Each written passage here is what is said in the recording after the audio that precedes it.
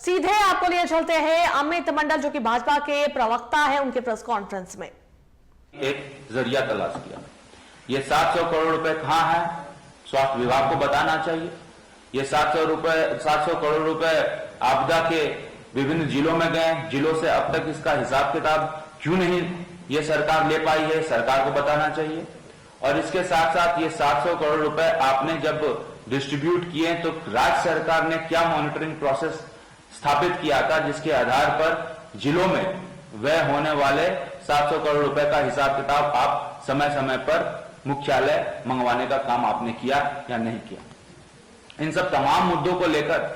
हम लोगों ने ये प्रेस कॉन्फ्रेंस जो रखा है वो सिर्फ और सिर्फ यहाँ की जनता को ये बताने के लिए रखा है कि सरकार ने विभिन्न स्तर पर, चाहे वो आपदा हो, चाहे कोई योजनाएं हो, तमाम स्तर पर कहीं ना कहीं इतनी बड़ी त्रुटियां की है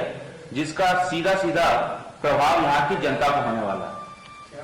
600 करोड़ रुपए कृषि क्षेत्र में जो आपदा के डिस्ट्रीब्यूट होने चाहिए थे, वो 600 करोड़ रुपए का हिसाब किताब नहीं मिल पाया। और कृषि क्षेत्र पर आपदा का जो पैसा वो कहीं ना कहीं जब हमारा बाढ़ आता है, जब हमारा सुखाड़ आता है तो उस समय किसानों को मिलता है। तो आपने किस मैकेनिज्म से, किस जरिए से इस 600 करोड़ रुपए किसानों के बीच में बांटा, ये सरकार को बताने की आवश्यकता है। और सरकार के पास इन दोनों विभाग का कोई भी आंकड़ा इन खर्च का नहीं है, जो कि काफी गंभीर मुद्दा है। और ये काफी गंभीर मुद्दा राज्य के लिए इसलिए बन पाता है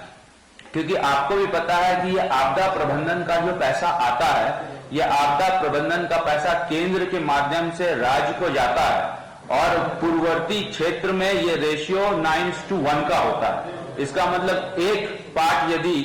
राज्य सरकार देती है तो 9 भाग इसका केंद्र सरकार देता है। और यदि इसका सही से खर्च नहीं हो पाए तो इसका मतलब ये होता है कि आने वाले समय में आपदा प्रबंधन का पैसा केंद्र सरकार द्वारा रोक दिया जाता है। क्योंकि केंद्र सरकार और राज्य सरकार में जो फेडरल स्ट्रक्चर बनी हुई है और जो सहमति बनी हुई है, उसमें खर्च दिखाना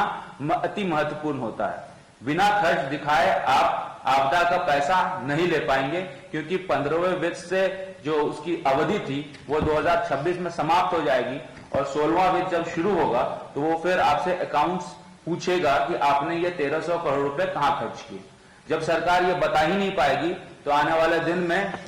जो आपदा का पैसा है वो प्रभावित हो जाएगा। और जब आपदा का पैसा प्रभावित हो जाएगा तो आप समझिए कि छोटी छोटी चीजों को,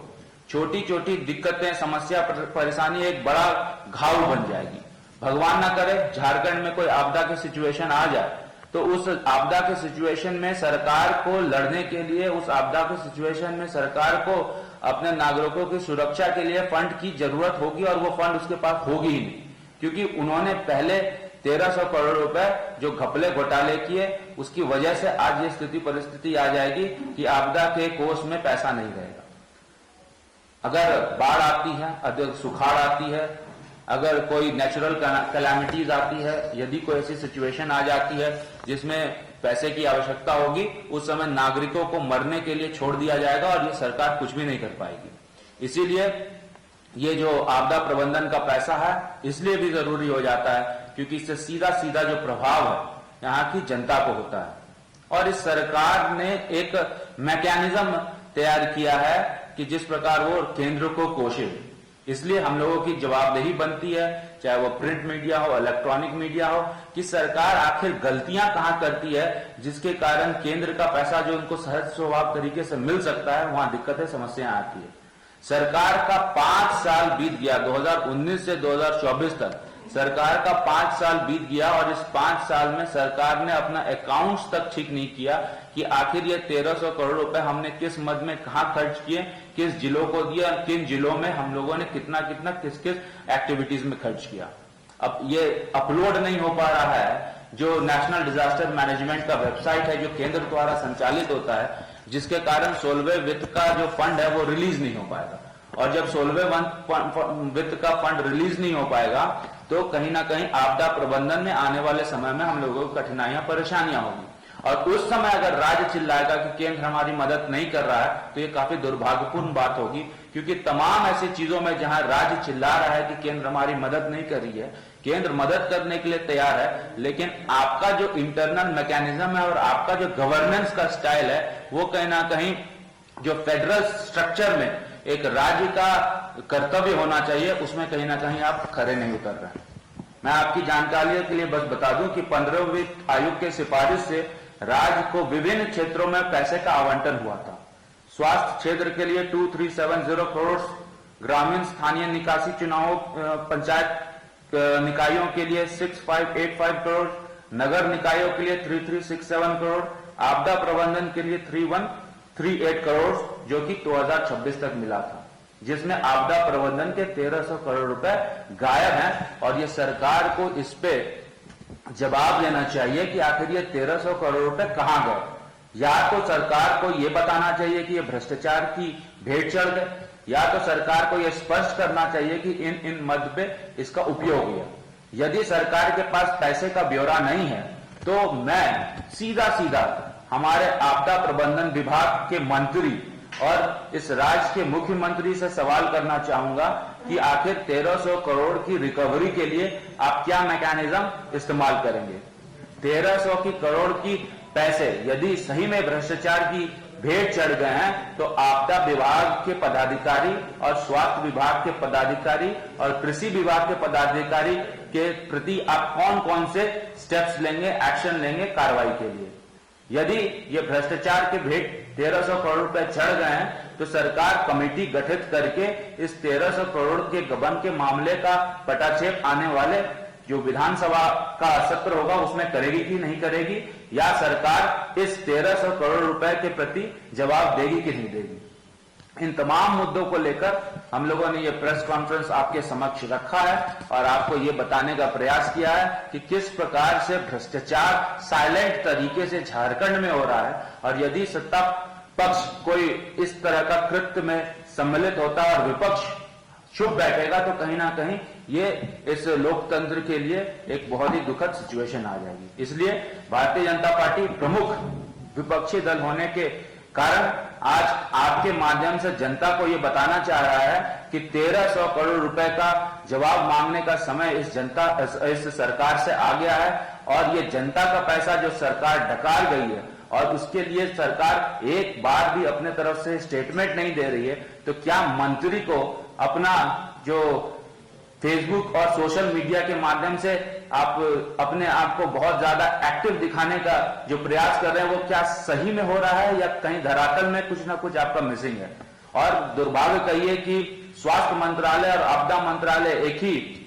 व्यक्ति के अधीन आता है जिसको आप फेसबुक और सोशल मीडिया में तो एक्टिव देखते हैं, लेकिन धरातल में कोई काम हो रहा है कि नहीं हो रहा है, यह सबसे बड़ा प्रश्न चिन्ह है। इसलिए मैं आग्रह करूंगा कि विभाग के मंत्री इस चीज पर जवाब दे, मुख्यमंत्री इस चीज पर जवाब दे और आने वाले दिन में जो ये फंड नहीं मिलेगा तो इसका सीधा जिम्मेदारी राज्य सरकार है, क्योंकि मुझे लगता है कि राज्य सरकार फिर एक बार रोना रोएगी कि केंद्र हमारी मदद नहीं करेगा, लेकिन जबकि वास्तविकता यह है कि केंद्र लगातार आपकी मदद कर रहा है, लेकिन आप अपने गवर्नेंस में कहीं ना कहीं लचीलापन दिखा रहे हैं जिसके कारण ये परिस्थिति बन रही है। इन बातों को आपके समक्ष हम लोगों ने प्रेस के माध्यम से रखा है। यदि प्रेस मीडिया को या प्रेस बंधु में से किसी को कोई सवाल है तो निश्चित तौर पर कर सकते हैं। देखिए, मैंने वही कहा है कि सरकार को अब ये बताना है कि ये 1300 करोड़ रुपए कहां गए। क्या सरकार कमेटी बनाएगी? क्या सरकार इसकी जांच कराएगी? क्या सरकार रिकवरी कराने के लिए प्रयास करेगी? क्या सरकार पदाधिकारी और नेता जो इस चीज में सम्मिलित है उस पर कार्रवाई करने की सोच रखती है? इन सब चीजों को सरकार को स्पष्ट करना चाहिए और मैं आपसे आग्रह करूंगा इन सब सवालों का जवाब आपको जानने के लिए निश्चित तौर पर मुख्यमंत्री और वहां के संबंधित विभागीय मंत्री से मंतव्य लेना चाहिए और हम लोगों को प्रेशर भी बनाना चाहिए कि ये 1300 करोड़ रुपए जो जनता का पैसा है वो यदि सरकार डकार रही है, भ्रष्टाचार के भेंट चढ़ा रही है, तो इसमें क्या क्या कार्रवाई सरकार करना चाहती है।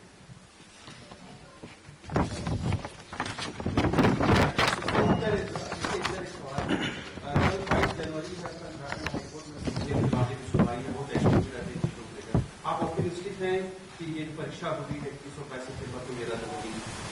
देखिए, ये प्योर